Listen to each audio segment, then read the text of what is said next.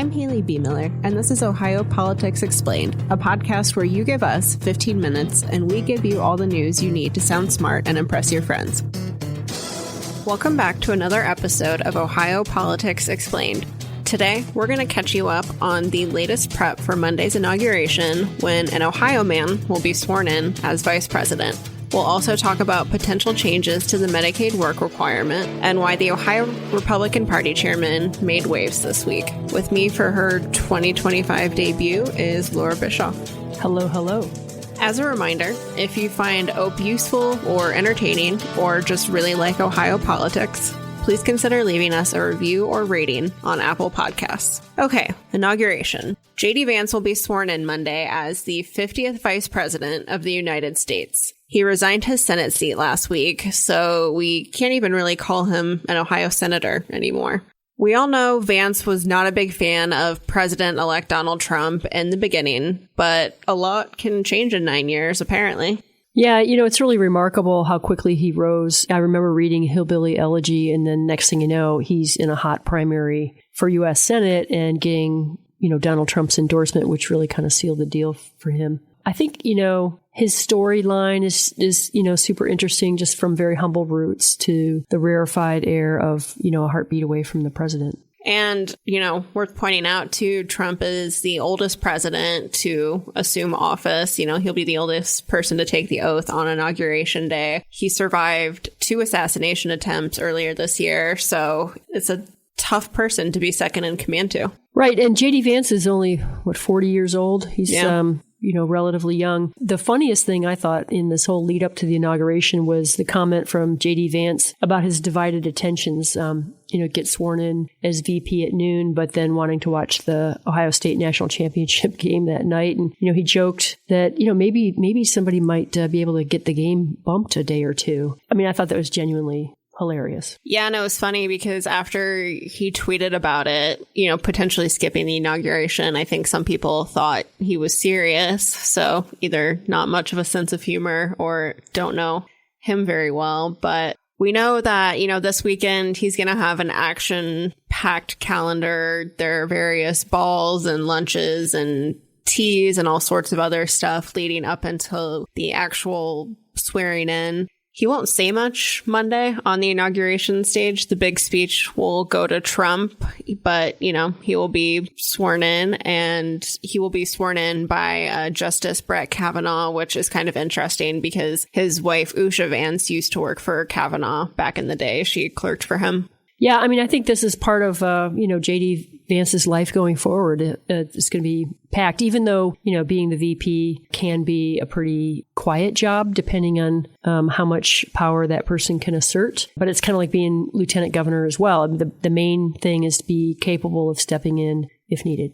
It will be interesting to see how he shapes that role. He hasn't said a lot about it so far, but, we can expect him to continue to be a huge defender of Trump. He did a Fox News interview recently, basically laying out the administration's goals. So I think he's an effective spokesperson for Trump and what they're hoping to do over the next 4 years. He's a lot younger, he's well-spoken, and he's kind of been put in the position at times of translating Trump, it feels like, in a way. So TBD. Our next topic today is Medicaid. Ohio is hoping the Trump administration will approve its request to impose work requirements. They first got the okay in 2019, but the rule was put on hold during the COVID-19 pandemic and later yanked by President Joe Biden.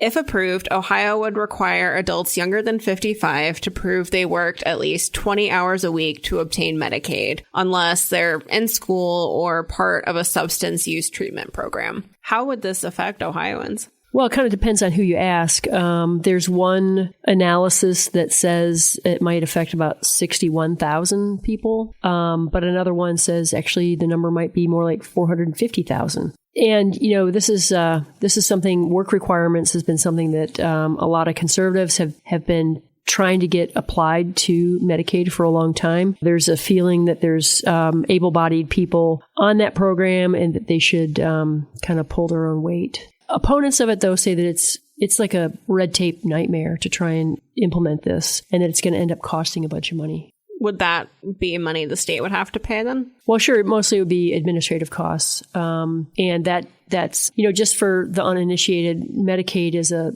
state and federally funded healthcare program for low-income and disabled Ohioans. It is hugely expensive. It covers 3 million people and like half the births across Ohio. So they're always looking at ways to kind of rein in the costs. There was a big expansion of it to cover more people under Obamacare. And so this work requirement thing is a way to, again, mitigate the cost, but it might also drive a lot of people off of Medicaid, and that would save money as well. Finally, let's talk about issue 1. Remember that?